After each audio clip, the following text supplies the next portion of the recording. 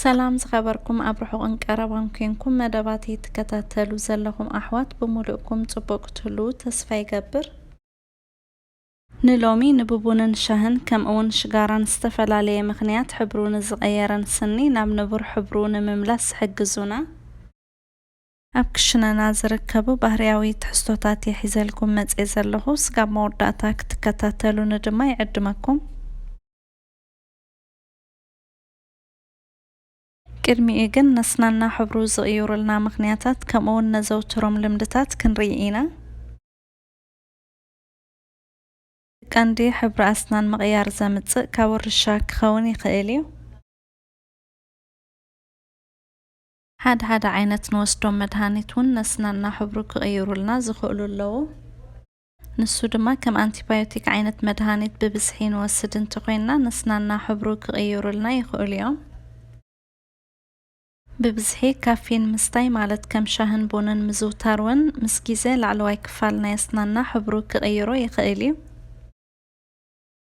ሽጋራ ምትካኽ እውን ካብቲ ቀንዲ ምኽንያታት ነስናና ዘባላሹ ሓደ እዩ።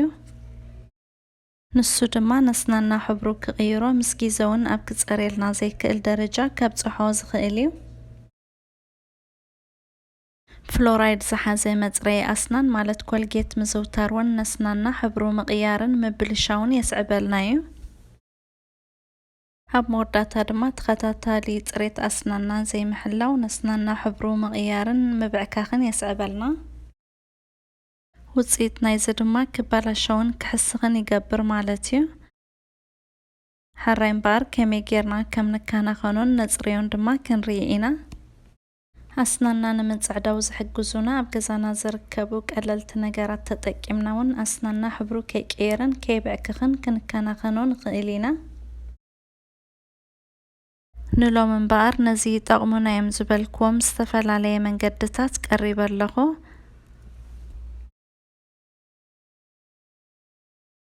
ኣብዚ 3 ዓይነት ዘይት ኣለና። ንሳቶም ድማ ዘይት ስምስም፣ ዘይት ዘይቱን ከምኡ ድማ ዘይት ጆዘል ህንድ ወይ ድማ ኮኮናት ኦይል እዮም። እዚ ዓይነት ዘይትታት ጌርና ንኣፍና ምጉዝጋዝ ብዙሕ ጥቕምታት እዩ ዘለዎ። ካብ ሕማማት ናይ ገርጻን የድሕነና፣ ንዘይተደለየ ጨና ዘምጽኡ ባክቴርያ ይቐትለልና፣ ንኣስናና እውን ካብ ምሕሳኽ ይከላኸለልና እዩ።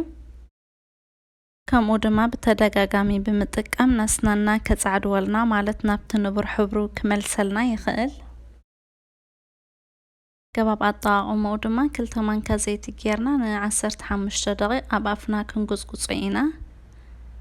ድሕሪ 15 ደቂቕ ምጉዝጋዝና ድማ እቲ ዘይቲ ክንውሕጦ የብልናን። ብድሕሪኡ ድማ ከምቲ ልሙድ ብብራሽን ኮልጌትን ጌርና ክንሓጽቦ ኢና። ከምዚ ኣገባብ መዓልታዊ ብምጥቃም እውን ነስናና ምጽዕዳው ይኹን ንጨና ምጥፋእ ከምኡውን ንሕማማት ገርጻን ክንከላኸል ንኽእል ኢና።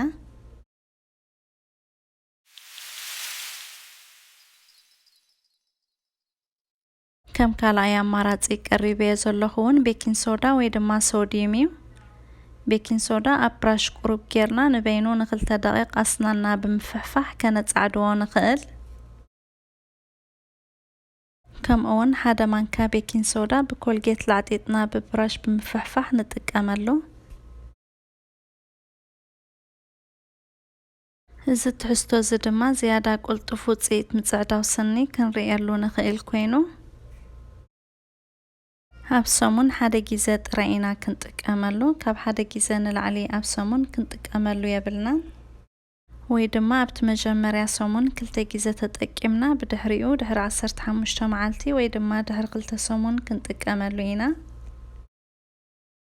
ከም ኣማራጺ እውን ቁሩብ ቤኪንግ ሶዳ ምስ ቁሩብ ማይ ሓዋዊስና ብብራሽ ተጠቂምና ኣስናና ን2 ደቂቕ ዝኣክል ብምፍሕፋሕ እውን ኣብ ላዕለዋይ ክፋል ናይ ኣስናና ዝርከብ ረስሓት ከጽርየልናን ከጻዕድወልናን ይኽእል። እዚ ኣገባብ እዚ እውን ኣብ ሰሙን 1 ግዜ ጥራይ ኢና ክንጥቀመሉ ዘለና።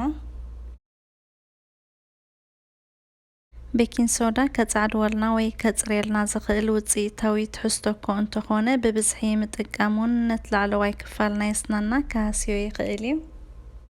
ከምዚ ኣቐዲምና ዝረኣናዮ ዝተፈላለየ ኣማራጺታት ድማ ኣብ ሰሙን 1 ግዜ ብምጥቃም ነስናና ከም ቁልጡፍ ውጽኢት ዘለዎ መጻዕደዊ ወይ ድማ መጽረዪ ንጥቀመሉ።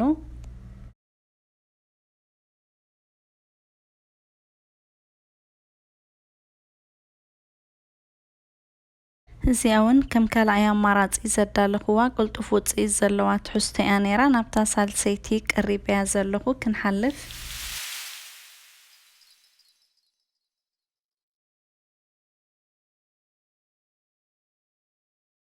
ኣብዚ ድማ ጨው ከምኡ ድማ ሌሞን ኣለና። 2 ማንካ ጨው ኣብ ሓደ ቢኬሪ ማይ ኣሕቂቕና ኣፍና ምጉዝጓዝ ብዙሕ ጥቕምታት ይህበና። ንሱ ድማ ኣብ ኣፍና ዝርከቡ ባክቴርያታት ክቐትለልና ይኽእል። ከምኡውን ካብ ዘይተደለየ ጨና የገላግለና። ጨው ንኣስናና ይኹን ንግርጻና ብሓፈሻ ድማ ንጥዕና ኣፍና ብዙሕ ጥቕምታት ዝሓዘ እዩ። ኣስናና ከይሕስኽ እውን ይከላኸለልና። ጨው ንኣስናና መጽረዪ ኣብ ንጥቀመሉ ግዜ ምጉዝጓዝ እምበር ብቐጥታ በቲ ጨው ኣስናና ክንፍሕፍሖ የብልናን። ምክንያቱ ንላዕለዋይ ክፋል ናይ ኣስናና ከሃስዮ ይኽእል እዩ። ዝያዳ ተነቃፊ ድማ ይኸውን። ኣገባብ ኣጠቓቕማ ለሚን ንምጽዕዳው ወይ ንምጽራይ ስንና ክንርኢ ኢና። ከምኡውን ለሚን ልክዕ ከምቲ ናይ ጨው ኣጠቓቕምኡ ብቐጥታ ናብ ስንና ክኸውን የብሉን። እቲ ናቱ ጽማቕ ኣብ ማይ ሓዊስና ከም መጎዝጎጺ ኢና ክንጥቀመሉ ዘለና። ንኣስናና ብቐጥታ ብለሚን ምስ ነጽርዮ ድማ እቲ ኣብኡ ዝርከብ ኣሲድ ነቲ ላዕለዋይ ክፋል ናይ ኣስናና ከሃስዮ ይኽእል እዩ። በዚ ምክንያት ከዓ ሓሰኻ ናይ ኣስናን ከስዕበልና ይኽእል። ኣስናና ተኸታታሊ ክንክን ዘድልዮ እዩ። እዚ ማለት ድማ ሽጋራ ይኹን ንኣስናና ሕብሩ ክቕይሮ ዝኽእል መግቢ ከምኡውን ዝስተ ነገር ሻሂ ይኹን ቡን ድሕሪ ምውሳድና ኣብ ጊዜኡ ብፍሉይ እንተዘየጽሪናዮ ድሕሪ ነዊሕ ግዜ ተኣኪቡ ሕብሩ ክቕይር ይኽእል እዩ። ምስ ግዜ እውን ክብዕክኽን ክጸርየልና ኣብ ዘይክእለሉ ደረጃን ይበጽሕ ማለት እዩ።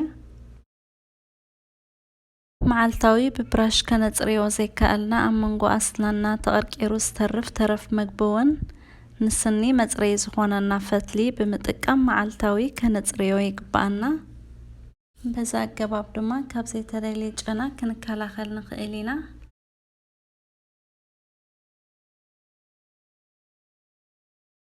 እዛ ናይ ሎሚ ቪድዮ ብዝተፈላለየ ምክንያታት ሕብሩ ንዝቐየረ ስኒ ብባህርያዊ ማለት በኣብ ገዛና ዝርከቡ ነገራት ተጠቂምና ብብዙሕ መንገድታት ከመይ ጌርና ናብ ንቡር ሕብሩ ንመልሶ ከምኡውን ሕብሩ ከይቀይሩን ብኸመይ ንከናኸኖ ተርእያ ነይራ። ጠቃሚት ክትከውን ድማ ተስፋ ይገብር። ሼር ላይክ ኣይትረስዑ ኢኹም። ነዛ ቪድዮ ሓደሽቲ ዝኾንኩም እውን ሰብስክራይብ ብምግባር ኣባላት ናይ ቻነለይ ክትኮኑ ብክብሪ ይዕድመኩም። ናይ ሎሚ ቪድዮ እዚ እዩ ነይሩ። ኣብ ቀጻሊ ብተመሳሳሊ ቪድዮ ስጋብ ንራኸብ። ሰላም።